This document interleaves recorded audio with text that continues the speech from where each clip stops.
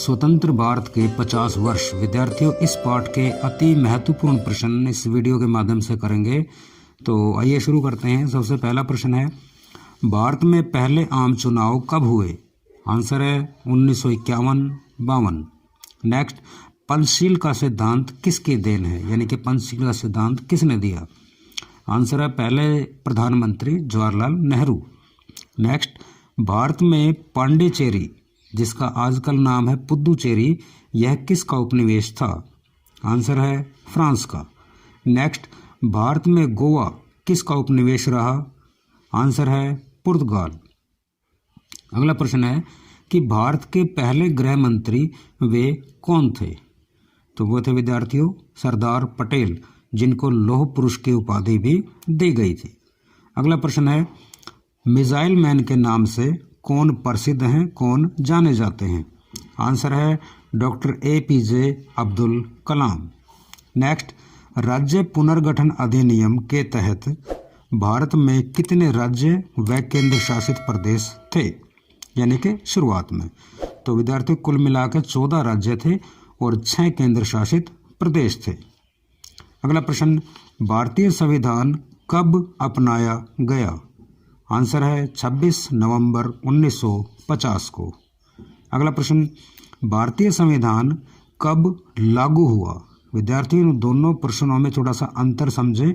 पहला है अपनाया गया और यह है लागू हुआ। तो विद्यार्थी लागू हुआ था 26 जनवरी 1950।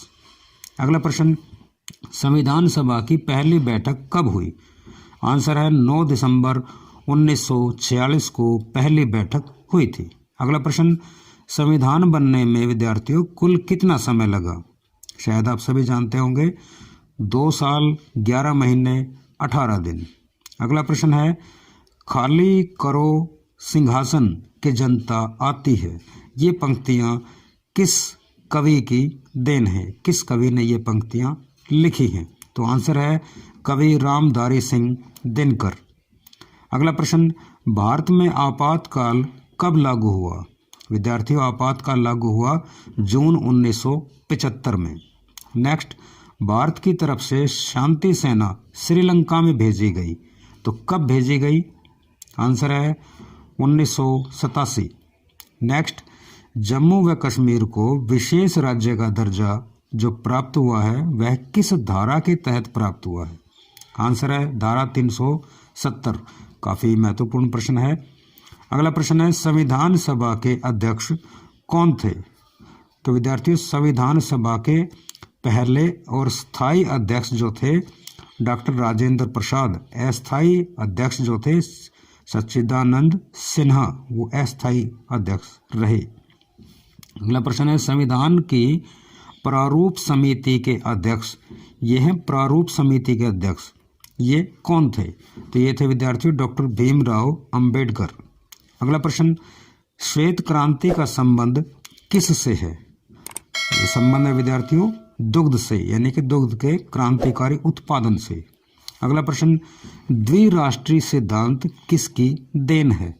विद्यार्थियों द्विराष्ट्रीय सिद्धांत जो है मोहम्मद अली जिन्ना की देन है। अगला प्रश्न, आपातकाल में सारी शक्तियां किसके पास आ जाती हैं? विद्यार्थियों आपातकाल में सारी शक्तियां राष्ट्रपति के पास पहुंच जाती हैं। अगला प्रश्न, नीली क्रांति का संबंध किससे है? नीली क्रांति का संबंध है विद्यार्थियों मत्स्य उत्पादन, यानी कि मछलियों के क्रांतिकारी उत्पादन से। अगला प्रश्न और लास्ट प्रश्न, भारत में नई आर्थिक नीति यानी कि उदारीकरण की नीति कब लागू हुई? विद्यार्थी यह लागू हुई 1991 में। तो इस तरह से विद्यार्थी ये महत्वपूर्ण प्रश्न थे, आप इन्हें लिखें, नोट करें और यदि हो सके तो इस चैनल को सब्सक्राइब करें और शेयर करें। मिलते हैं नेक्स्ट वीडियो में, तब तक के लिए धन्यवाद।